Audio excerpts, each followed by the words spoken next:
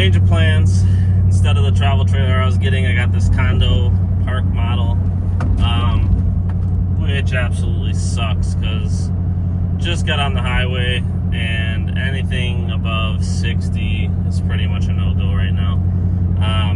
Hoping that it gets a little better maybe outside of Indiana here, because the wind's not that bad. It's like 18 mile an hour gusts is what it said. I gotta check. That was when I checked about an hour ago.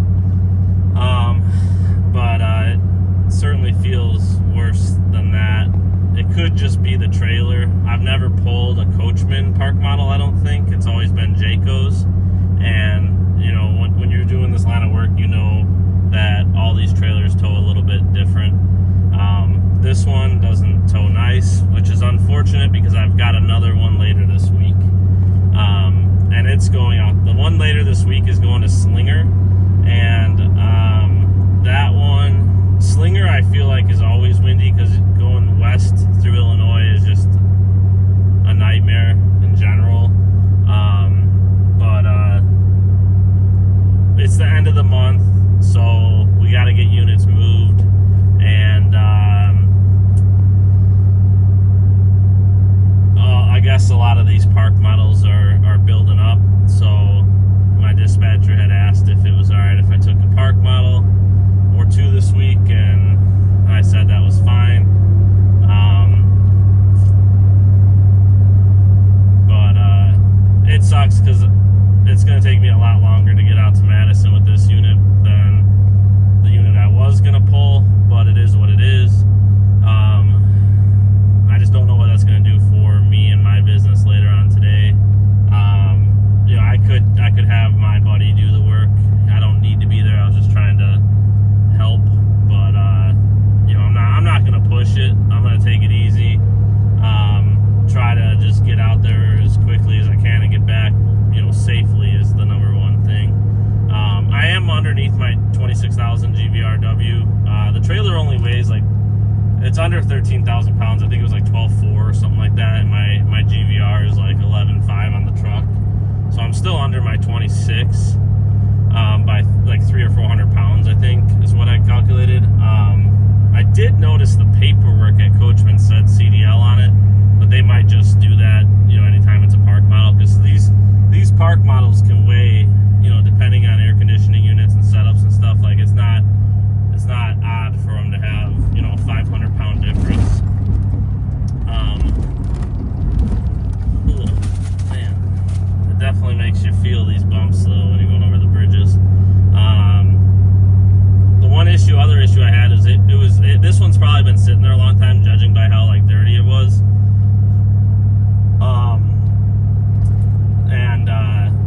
So it was dirty, but it was also sunk into the ground. And these park models, because they're not designed to get moved a lot. They don't put like powered jacks on them. So I was getting a workout just trying to jack this thing all the way up, and I've got my hitch kind of high so that the travel trailers don't tilt downward or in the, you know, nosedive. And I didn't want to lower my hitch because I knew this was going to sag down my truck a little bit, and I wanted this thing to be level. So what I did was I lowered it down onto like the side of my hitch so I could build it up with wood blocks. I tried one block. It actually split the block in half, but it was still like getting it up off the ground. I put a bunch of gravel because it was a gravel lot underneath it, because it was about 6 inches sunk down into the ground, so I had to get it out of there. So I got it out, but put it up on a block, and I was like a half inch too high still with my hitch. So then I did the same thing, like lowered it down on my hitch and put another block underneath it, which got me, like, it was actually still too low, because I think it was just pushing the blocks down into the gravel. So then I got it where it was like just barely too low to get underneath the ball, and I was able to just kind of ease the truck into it, and the ball jumped up onto the hitch. But it ended up taking me like at least 40 minutes, which again, I was trying to get in and get out as fast as I can. Didn't happen. And then with these park models, the Jayco's those aren't too bad, but the Coachman's, you have like nowhere to put the battery, or it's like really hard to get it up underneath there. So I actually used my small battery, and I strapped it down in the battery section, but it was still really hard to make work. So it just took me a while, and then I don't have a pin because the tongue is so like beefy that goes over the ball. My locks didn't work, and then the two pins that I have to lock down the tongue, they weren't long enough because of how beefy it is. So I don't have an extra lock. I do have the chains crossed, so if something happens, but I would say if I was going to lose it, it would have been on that big bridge crossing, to be honest. That was pretty bad. I mean, it locks down with the flap that's on the trailer. It's just I like to have an extra lock on it, but it is what it is.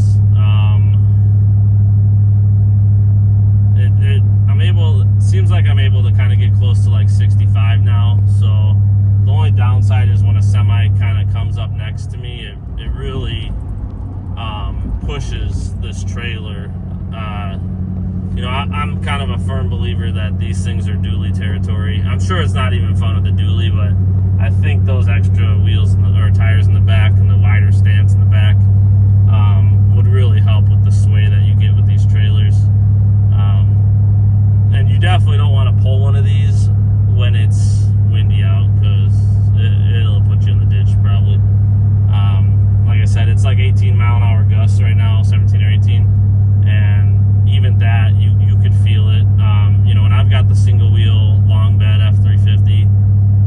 So I mean, I guess if you had like a short bed 250 or 2500, probably would have even more fun with something like this. My truck's already working at the oil temps up to 210, which that's the highest I think I've ever seen it, maybe 212. It's still in the safe zone, but I'm gonna have to watch it. I don't want to see it getting up to like 235 or anything. I've got a ways to go. I don't suspect that I'll have any issues, obviously, but you can definitely tell that the truck's working harder than if I was pulling, say, a 35-foot travel trailer. It's just these things have such a big front to them, and they're like pulling a brick through the wind, and they're tall. But get it done. Not looking forward to the one I got later this week. My plans for work for my business did change a little bit because we had a cancellation on Thursday. So I'm able to pull a trailer on Thursday as well. So I got one tomorrow, got one Thursday, and then I'm going to try to get one over the weekend. So I'll end up with probably 4 loads. So I've got this one going to Madison. I did have another trailer going to Madison, another park model, but then my dispatcher had called me back and said he has like a dual, like a husband and wife that drive separate vehicles, but run together for the most part if they can. And they were looking, he was looking to see if I would be willing to give up my Madison later this week to give to them, because he could give them 2 loads, I think, today to Madison. So I said no problem, and he swapped it out for the Slinger. So I still have another park model.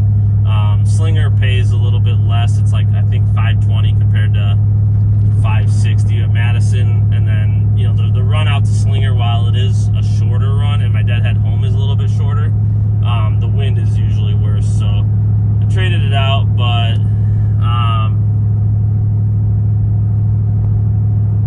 I don't mind helping out where I can. And then the load that I was supposed to pick up today, he just canceled that one, and I'm guessing it doesn't need to be moved right away, or he's going to give it to somebody else. So I've got these 2 Coachman park models this week, and then I've got one going to La Crosse, which is far. That's the one that pays like $840. That's the farthest I've ever gone. And that one is only like a 30-foot Salem, Forest River Salem. So that shouldn't be too bad.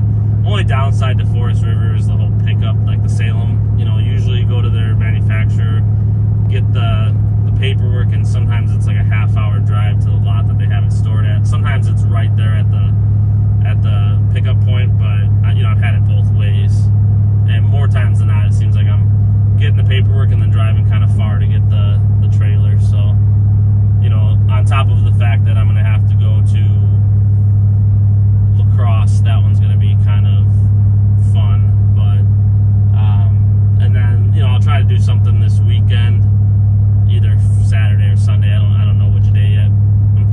Sunday because I think my daughter has a lacrosse game on Saturday and I missed the first one, so I'm going to try to make it to the second.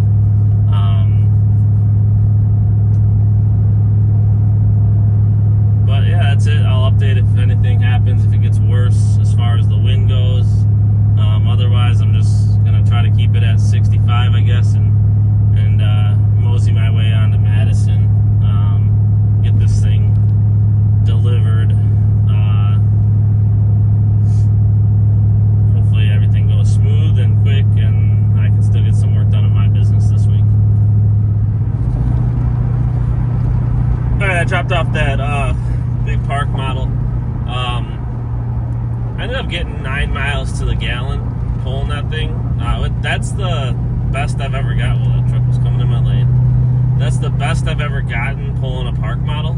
So I was pretty happy with that. Granted, it did not pull well, and most of the trip I was doing 60 to 65. A couple of times I was able to get it up to about 68.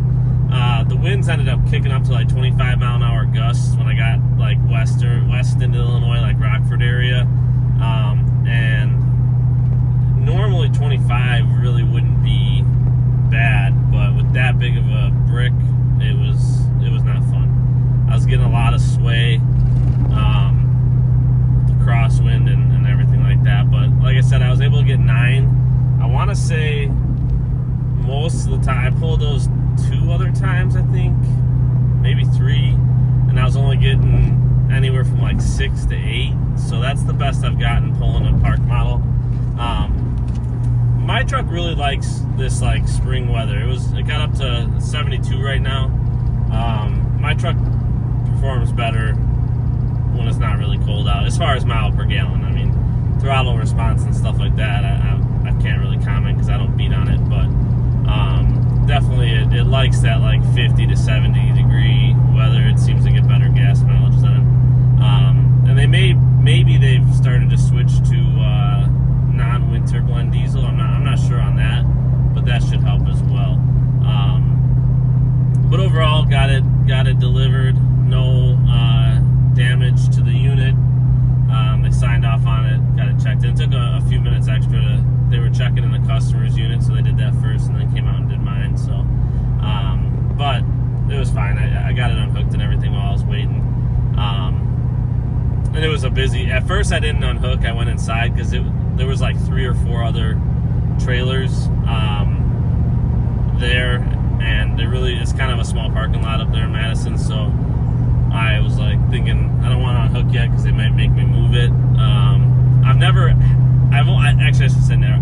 I think one time I've been asked to move a trailer to a different spot than what we normally would drop at, just due to busyness. So I just didn't want to take a chance of having it unhooked and then them asking me to move it again. So I waited until they came out and inspected it, and then I unhooked it. Stopped to get fuel at the TA that's right there, and it was super busy. I got stuck. The first pump I went to wasn't working. Luckily, another hot shotter was there, and he'd let me know. He's like, you know what, that pump's probably not working. I had to move. So when I had to move, I got behind another hot shotter. I absolutely hate it when people pull up just enough to block the lane so you can't get out. Like, I get they're trying to let another truck come in and start fueling, but especially when the parking lot's big like that, like, just go find a spot to park. Like, I got stuck behind, like, I went inside and I went to the bathroom because I couldn't leave, and then I came back out and he still hadn't moved because he was shopping for food or whatever it was. But it's like, and then the thing was, after he went shopping for food and bathroom, whatever he did, he pulled up and went and parked in a spot in the parking lot. It's like, why not just park in that spot and then go inside, like, so you're not blocking the lane, especially because every single pump was full. There was truckers waiting, in line. It's like, I don't like doing that. So I get it sometimes, like, if there's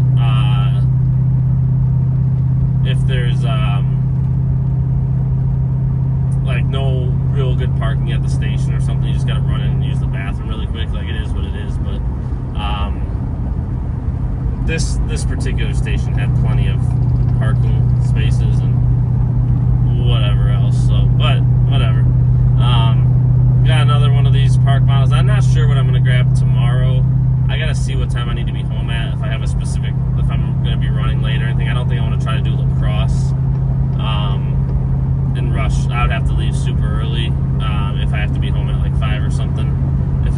any specific time to be home, then I might do lacrosse tomorrow. But if I have to be home at an early time, then I'll probably do slinger tomorrow. So I'll figure that out probably tonight, like if there's a timing I have tomorrow. If I don't have to do anything, then I'll definitely probably just grab lacrosse and just make tomorrow a long day. But yeah, other than that, that unit, I definitely regretted taking it. The trip took much longer than it should have because of the speed I was able to go. It ended up being almost 5 hours where it should have been 4 hours to get up there. But I still got it delivered. I think I'm gonna end up getting 4 loads in this week, which will be nice, make some money, and I should still be able to work within my company a day or two this week. So all in all, should be pretty good. But that's it for this video and this trip. First one back from vacation.